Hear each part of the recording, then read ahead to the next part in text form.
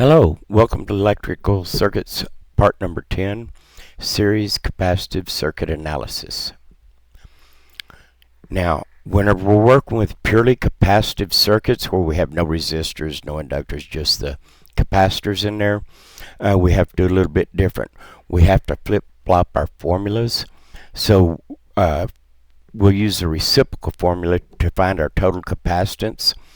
So C sub t would be equal to 1 divided by, open parenthesis, 1 divided by C sub 1 plus 1 divided by C sub 2 plus 1 divided by C sub 3. And so that would give us 1 divided by, open parenthesis, 1 divided by 10 microfarads plus 1 divided by 30 microfarads plus 1 divided by 15 microfarads. Now remember, I took them from the metric notation to standard decimal to do our formulas.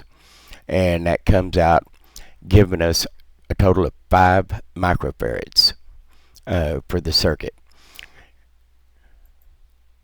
Now we're going to find our capacitive reactance. And so to do that, first off, we have to convert from our capacitance to capacitive reactance. And we'll use the formula 1 divided by, open your parenthesis, 2 pi frequency capacitance, close your parenthesis. As you notice up here on the schematic, I'm showing that we have 60 hertz.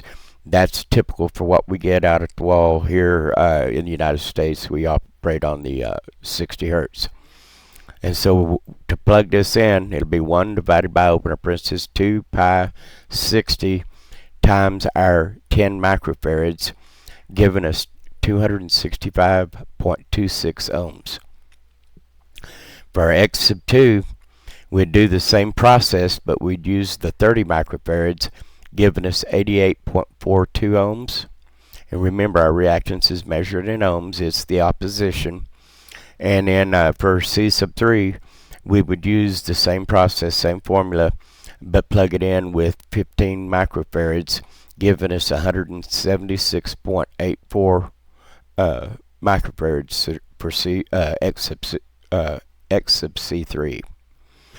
And for our total capacitive reactance, we would use that same one, but we'd use our total capacitance. So 1 divided by, open parenthesis, 2 pi times the frequency of 60 times our 5 microfarads, giving us 530.52 ohms total for this circuit. Now to get our current total, we simply go back and use the Ehrenpai Ohm's law.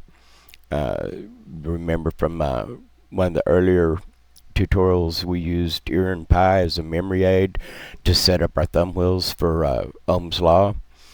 And so if we covered up the I with our thumb, it would tell us that it's voltage divided by the resistance, but because we don't have resistance, we use our ohms, which would be the reactance in this case. So I sub t is equal to V sub t divided by X sub ct. So that gives us 480 divided by 530.52, or leaving us with 905 milliamps. Now, because in a series circuit the current remains constant, we can go ahead and populate the I sub 1, I sub 2, and I sub 3 with that same 905 milliamps.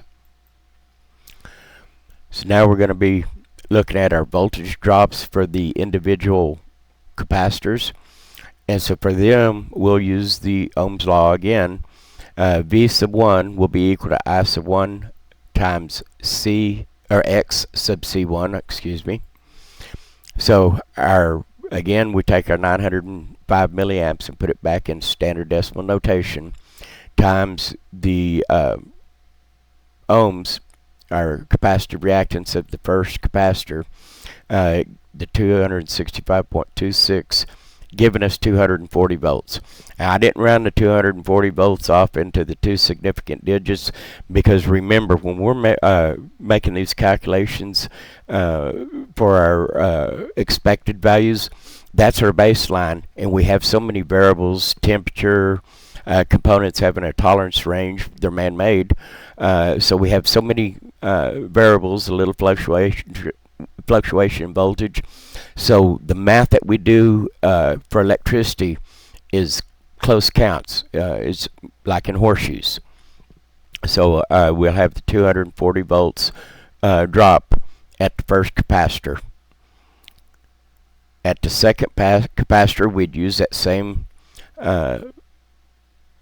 basic formula, but specify it for the voltage drop at the second capacitor is going to be equal to the current at the second capacitor times the X of C at the second capacitor.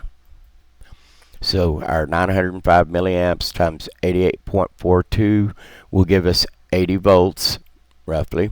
And for our third one, we'd do the same process, and it would be 905 milliamps times 176.84, giving us 160 volts.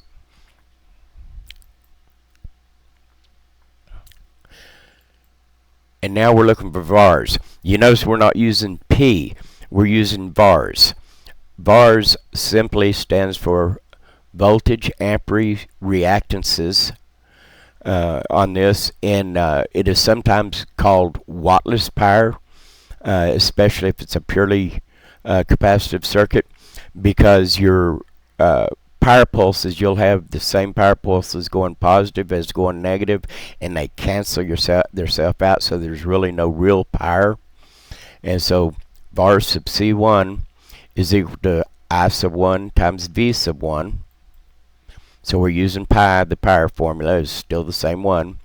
And I might add that when we're in AC, we always operate off of RMS values for our voltages, our currents, and our power. RMS voltage, root mean square, is simply 70.7% of our AC voltage. That's what we use to make these formulas work, because if we had 100 volts AC or 100 volts DC, it would take 70.7 volts AC to produce the same amount of heat in a resistor that 100 volts DC did. That's why we are able to use these same formulas with a little bit of a variation on there. And so we come out with the 905 milliamps times 240 volts, giving us 217.2 VARs. VARs sub C2 is equal to I sub 2 times V sub 2. So our 905 milliamps times 80 volts will give us 72.4 VARs. And VARs sub C3 is equal to I sub 3 times V sub 3. So that same 905 milliamps times 160 volt drop will give us 144.8 VARs. And our VAR sub T, our total VAR sub CT, would be equal to I sub T times V sub T. So the 905 milliamps times 480 total voltage, giving us 434.4 VARs. Here it all is listed out after we've made the calculations. Again, you would use these calculations that we calculated. You would now go out to the circuit, make your live readings with your meters, and come back, compare them to these. Are we in the ballpark? Doesn't have an issue with that part of the circuit. Is it way over foul ball, over left field? We have an issue there with that part of the circuit. We need to look a little closer. That concludes part 10. Thank you.